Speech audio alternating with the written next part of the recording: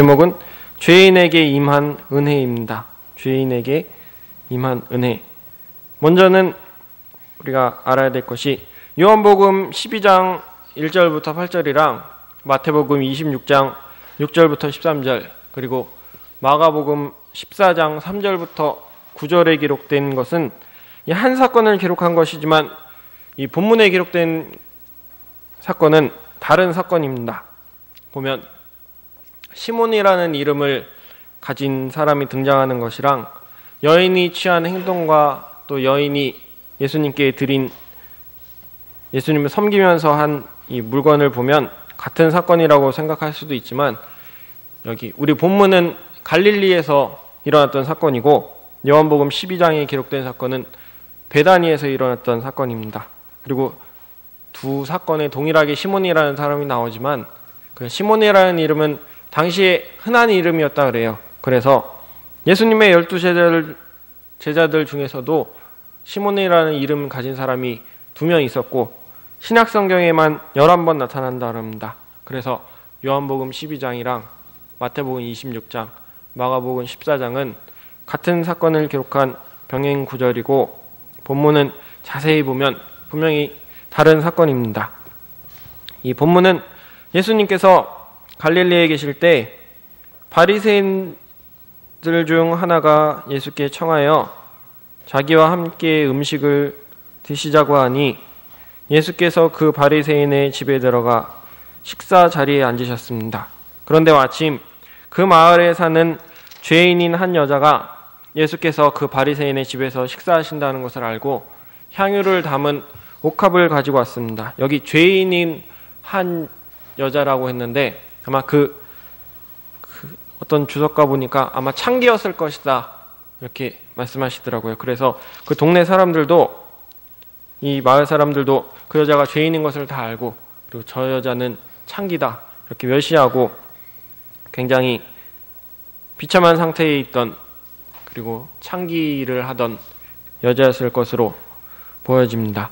그런데 이 여자가 예수님의 등 뒤쪽 발 곁에 서서 울면서 눈물로 예수님의 발을 적시기 시작하였고, 그리고 자기 머리카락으로 예수님의 발을 닦고 예수님의 발에 입 맞추면서 향유를 발랐다 그랬습니다. 이것은 실제로 일어났던 사건입니다. 이 여자가 예수님의 발에 바른 향유는 굉장히 비싼 겁니다. 요즘 시세로 한다면 아마 아주 값비싼 수백만 원 이상 하는 옥으로 만든 케이스에 또 한 수백만 원 이상 하는 명품 향수를 자기 돈을 다 털어서 그걸 사와서 예수님 발에 바르면서 눈물 흘리면서 예수님의 발을 적시고 또 자기 머리카락으로 우리 주님의 발을 닦아드린 겁니다. 이 여인이 한 행동을 보고 우리도 이런 심령, 그리고 이런 마음을 소유한 자들이 다 되어야 하겠습니다. 이 여인이 취한 행동과 마음을 살펴보고, 그리고 이 상황을 지금의 나에게 적용해 봐야 됩니다. 지금 내 앞에 집에 돌아갔는데 예수님이 오셨다면 이 여인같이 정말 아주 값비싼, 정말 비싼 케이스에 담겨져 있는 아주 수백만 원 이상 하는 명품 향수를 돈을 다 털어서 가져와서 눈물 흘리면서 정말 주님께 감사해서 눈물 흘리면서 예수님의 발에 입 맞추고 향유를 발라드릴 수 있겠는가 하는 것을 내 자신이 생각해 봐야 되겠습니다. 여러분에게 있어서 예수님이 이렇게 소중한 존재인지 한번 다 생각해 보셨으면 좋겠습니다.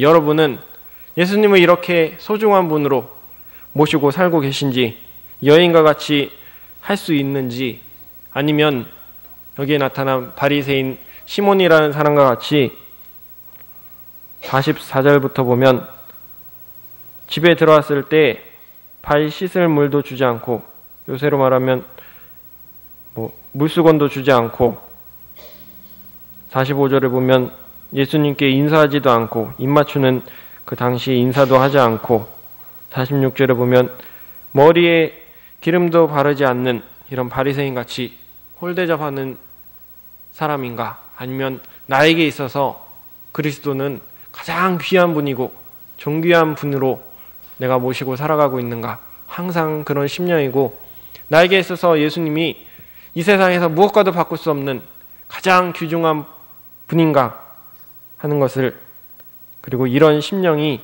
늘 있어야 됩니다. 만약에 예수님 우리 집에 오셨을 때 이것을 할 수 있었으면 좋겠습니다. 이것이 제가 오늘 이 본문을 택한 이유입니다. 늘 예수님을 나의 구주로, 나의 가장 소중한 분으로 모시고 그분을 생각하면서 살아야 됩니다. 지금 내 앞에 예수님이 계시다는 생각을 늘 하셔야 돼요. 그리고 그 주님 앞에서 살아가는 겁니다. 마음속에 욕심 들어와서 죄 지으려고 할 때도 내가 이 일을 하면 예수님께서 과연 웃으시면서 기뻐하실까? 아니면 내가 지금 죄 지을 때 측은한 얼굴로 나를 바라보시면서 불쌍하게 생각하고 계실까를 생각해 본다면 죄 지을 때도 죄 짓는 마음이 싹 사라질 수가 있습니다. 이렇게 생각하면서 살아가는 게 우리가 주님을 항상 의식하면서 살아가는 겁니다. 예수는 나의 생명의 은인이시다. 그분은 나를 영원한 죄와 또 사망과 사탄의 권세에서 건져주시고 죄와 비참함과 어두운 분인 이 사탄의 나라에서 생명과 빛과 이 성령의 하나님의 나라로 옮겨주신 나의 유일한 구원자이시다. 세상에 둘도 없는 단 하나뿐인 나의 유일한 구원자이시다 하는 것을 마음속에 늘 간직하고 있어야 됩니다. 죄로 인해서 영원히 하나님의 진노의 형벌을 피할 수 없는 죄인들에게 지옥 형벌을 받아야 할 나를 대신해서, 우리를 대신해서 십자가에서 죽어주신 유일하신 중보자 예수 그리스도입니다. 디모데전서 2장 5절에 보면 중보자는 한 분밖에 없다 그랬어요. 다른 어떤 것도 없고 양이나 소로 제사를 드린다고 할지라도 그 피가 우리의 죄를 씻을 수 있는 것이 아니라 오직 그리스도의 피만이 우리 죄를 정결하게 깨끗게 하실 수 있었던 겁니다. 나를 구원하기 위해서 그 찬란한 하늘 영광의 보좌를 내려놓으시고 미천한 사람의 몸을 입고 이 땅에 오신 하나님의 아들 독생자께서 이 죄인을 구원하시려고 나를 대신해서 십자가에 달려서 사망과 죄의 그 저주의 형벌을 다 받으신 분이 늘 나와 함께 하신다는 사실을 생각하고 항상 이것을 의식하고 날마다 날이 갈수록 주님께 더 깊이 감사하고 그분을 믿고 또 의지하고 감사하면서 그분을 섬기면서 살아가야 됩니다. 육신의 생명의 은인에게도 일평생 감사해야 할 텐데 하물며 영의 생명을 구원하신 분께는 얼마나 더 큰 감사를 드려야 되겠어요. 만약에 내가 물에 빠졌는데 수영도 할지 모르는데 누군가가 자기 목숨 아끼지 않고 나를 그 물에서 건져주었다면 정말 감사할 거예요. 죽다 살아난 사람이니까. 그런데 이 영의 생명은 한 번 죽으면 다시 살릴 수도 없고 말 그대로 영원히 지옥 형벌에 떨어지는 것이지만 이 영의 생명을 구원해 주신 분께 우리는 늘 우리의 모든 것을 다 바쳐서 감사해야 됩니다. 이 여인같이 예수님 섬기는데 이렇게 해드리는 것이 아깝다고 한다면 그 사람은 예수 그리스도를 나의 가장 소중한 분으로 모시고 살고 있는 사람이 아닙니다. 이런 심령이 늘 되는 저희 모두가 되었으면 좋겠습니다. 그리고 이런 심령을 늘 유지해야 됩니다. 늘 주님을 곁에 모시고 살면서 날마다 그분과 동행하고 그분과의 사귐이 또 교제가 너무나 즐거워서 이 교제가 끊어지지 않도록 교통하고 또 기도하는 시간이 즐거워서 기도하고 속에서는 생수의 역사가 강같이 흘러나오는 이런 역사가 있어야 되겠습니다. 시편 73편 23절에 보면 하나님을 가까이 하는 것이 참으로 내게 좋다 그랬고 신명기 4장 7절에 보면 우리가 그분을 부를 때마다 그분께 기도할 때마다 우리와 가까이 하신다 그랬어요. 기도할 때 하나님이 가까워지고 기도할 때 예수님이 가까워지고 우리가 기도할 때 성령님이 우리 속에서 역사하시는 겁니다. 그럼 중요한 것은 어떻게 해야 이 여인 같은 마음이 될 수 있겠는가? 어떻게 해야 이 여인 같은 심령이 될 수 있는가 하는 것이 이 중요한 겁니다. 이 여인같이 예수님을 가장 존귀한 분으로 모시고 살아갈 수 있을까? 이 여인과 같이 자기 모든 것을 다 들여서 정말 몸 바치고 내 시간과 정성과 내 물질과 마음과 힘과 정성과 목숨을 다해서 주님을 사랑하고 이 주님께 감사하고 주님을 섬기고 우리 주님을 모시고 살려면 자기 죄를 깨달아야 됩니다. 늘 예수 죽인 것을 내가 짊어지면서 내 죄 때문에 그리스도께서 나를 대신해서 죽으셨다. 이것이 얼마나 큰 은혜인가 이것을 바로 알고 마음속 깊은 곳에 정말 심령 골수를 다 깊은 곳에 새겨야 합니다. 내가 받은 이 은혜가 얼마나 큰 은혜인가 이것을 예수님께서 본문에서 비유로 말씀해 주셨습니다. 39절부터 43절을 보면 39절에 예수님을 초대한 그 바리새인이 보고 속으로 말하기를 이분이 선지자라면 자기를 만지는 이 여자가 누구이며 어떤 부류의 사람인지 곧 그 여자가 죄인이라는 사실을 아실 것이다 라고 하니 예수께서 그에게 대답하여 말씀하시기를 시몬아 내가 내게 할 말이 있다 하시므로 그가 선생님 말씀하소서 하고 말하였다. 어떤 채권자에게 빚진 자 둘이 있었는데 한 사람은 500데나리온을 빚졌고 다른 사람은 50데나리온을 빚졌다. 그런데 그들이 갚을 수가 없었으므로 채권자가 둘 다 탕감해 주었다. 그러면 그들 가운데서 누가 그를 더 사랑하겠느냐? 시몬이 대답하여 말하기를 더 많이 탕감받은 쪽이라고 생각합니다 라고 하니 예수께서 그에게 내가 옳게 판단하였다 라고 말씀하셨다. 예수님께서 이 바리새인 시몬에게 어떤 채권자에게 빚진 자 두 사람이 있었는데 꽤 큰 돈을 빚진 사람이 있었고 그거의 10분의 1 정도 되는 빚진 사람이 있었는데 두 사람 이 채권자가 이 빚진 자들을 봤을 때 이 사람들이 도무지 갚을 능력이 없는 거예요.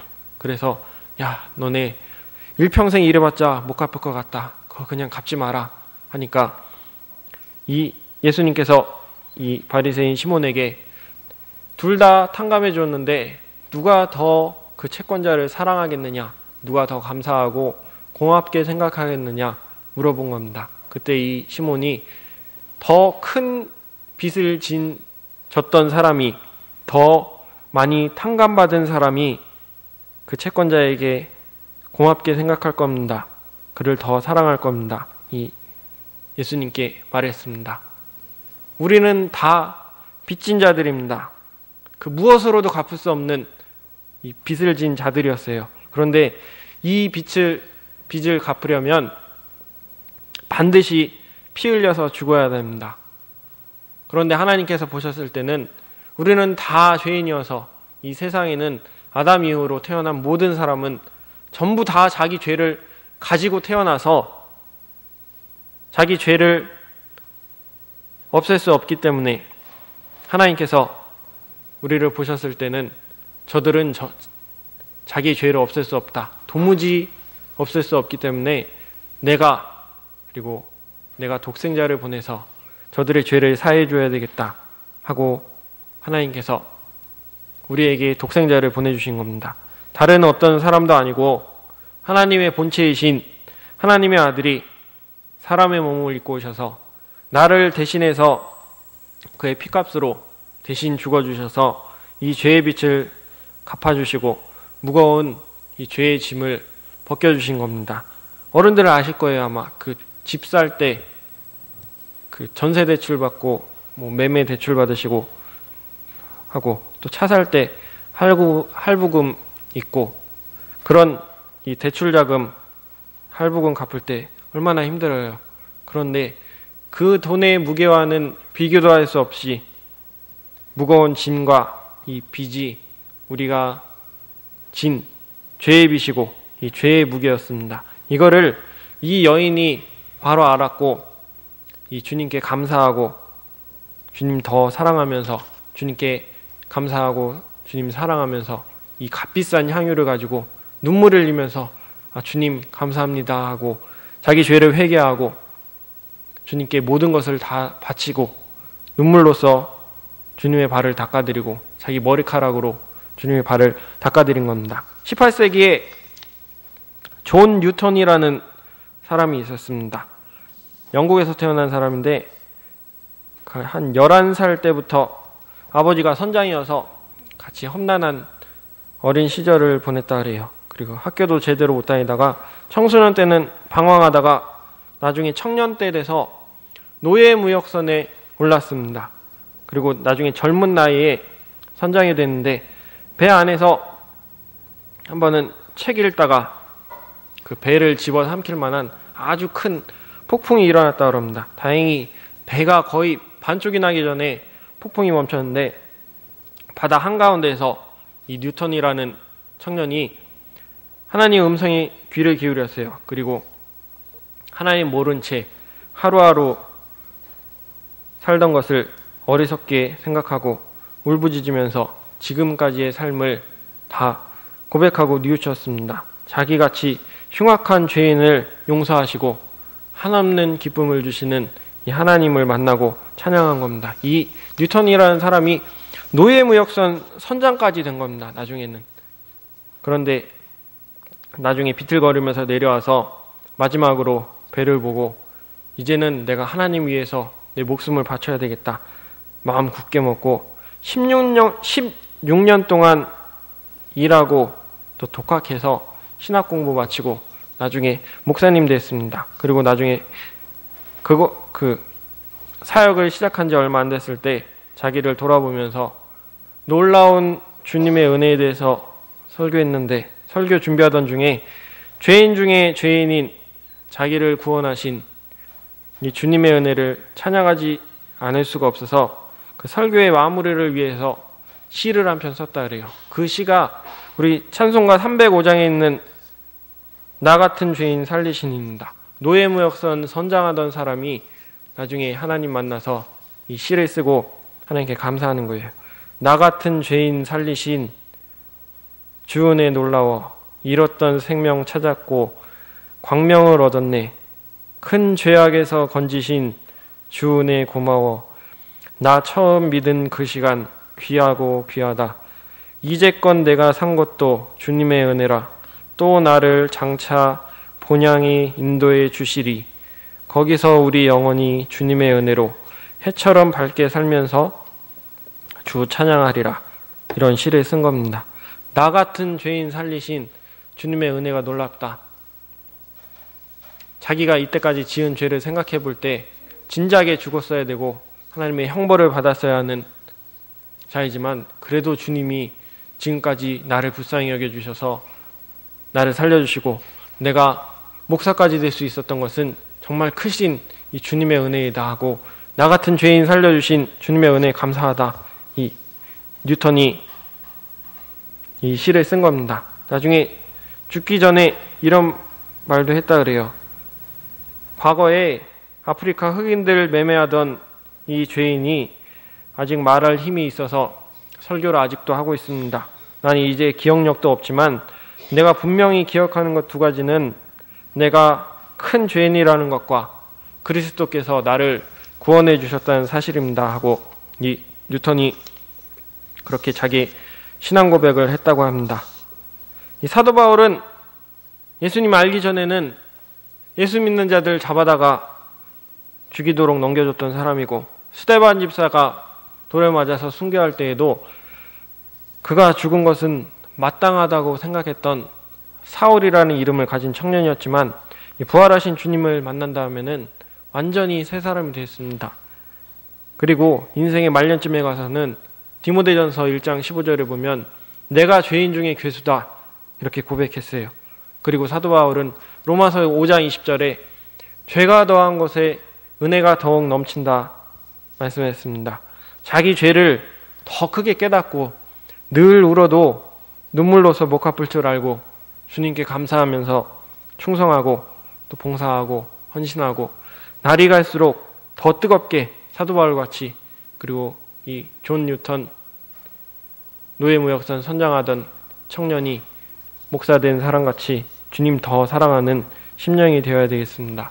이런 마음이 예수 그리스도를 내 주로 모시고 사는 생활입니다. 그리고 그게 바로 우리가 은혜라고 부르는 그 은혜 안에 사는 생활입니다. 날이 갈수록 주님의 은혜를 더 깊이 그리고 더 크게 알아가는 저희 모두가 되었으면 좋겠습니다.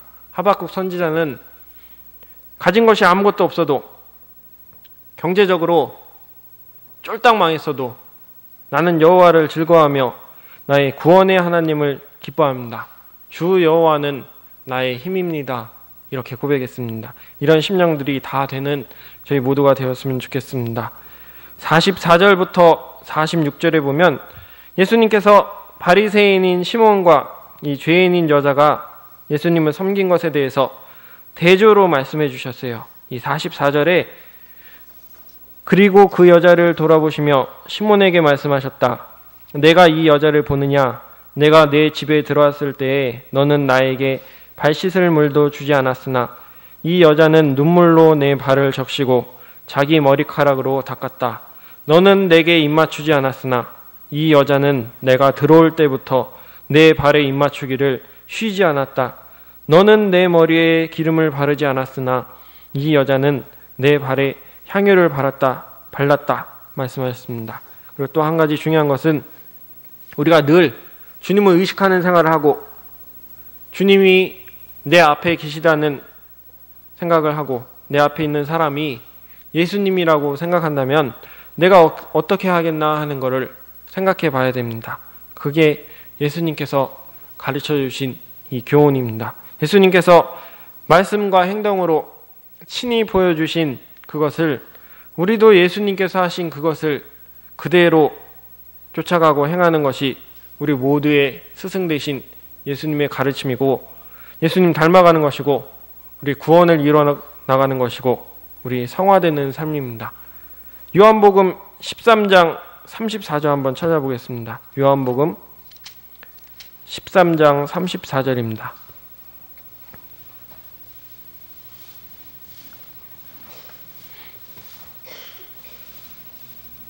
요한복음 13장 34절 35절입니다. 요한복음 13장 34절 35절 새 계명을 내가 너희에게 주니 서로 사랑하여라. 내가 너희를 사랑한 것 같이 너희도 서로 사랑하여라. 너희가 서로 사랑하면 이로써 모든 사람들이 너희가 내 제자인 줄 알 것이다. 그리고 요한일서 4장 19절에 보면 요한일서 4장 19절부터 20절에 우리가 사랑하는 것은 하나님께서 먼저 우리를 사랑하셨기 때문이다. 누구든지 하나님을 사랑한다고 하면서 자기 형제를 미워하면 그는 거짓말쟁이니 보이는 형제를 사랑하지 않는 자가 보이지 않는 하나님을 사랑할 수 없다. 우리가 이 계명을 그분에게서 받았으니 하나님을 사랑하는 자는 또한 자기 형제를 사랑해야 한다 말씀하셨습니다. 그렇게 하지 않는 사람은 마태복음 18장에 나오는 1만 달란트 빚진 자와 같은 겁니다. 너가 탕감받은 빚이 너가 도무지 갚을 수 없는 빚을 내가 값없이 면제해 주었건만 너는 너에게 그 작은 빚을 진 자를 용서하지 않느냐. 이 악한 종아, 내가 너를 긍휼히 여긴 것처럼 너도 내 동료를 긍휼히 여겨야 하지 않겠느냐.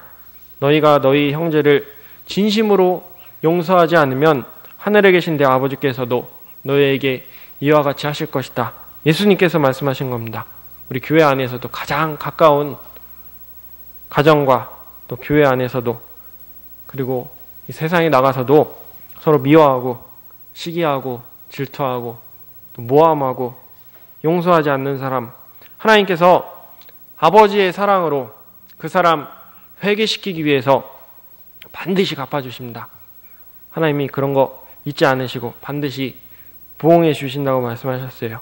그리고 이 여자같이 예수님을 그리고 우리 사람들을 눈물과 헌신과 사랑으로 섬기겠는가? 아니면 바리새인 같이 그저 그렇게 홀대하고 푸대접 하겠는가?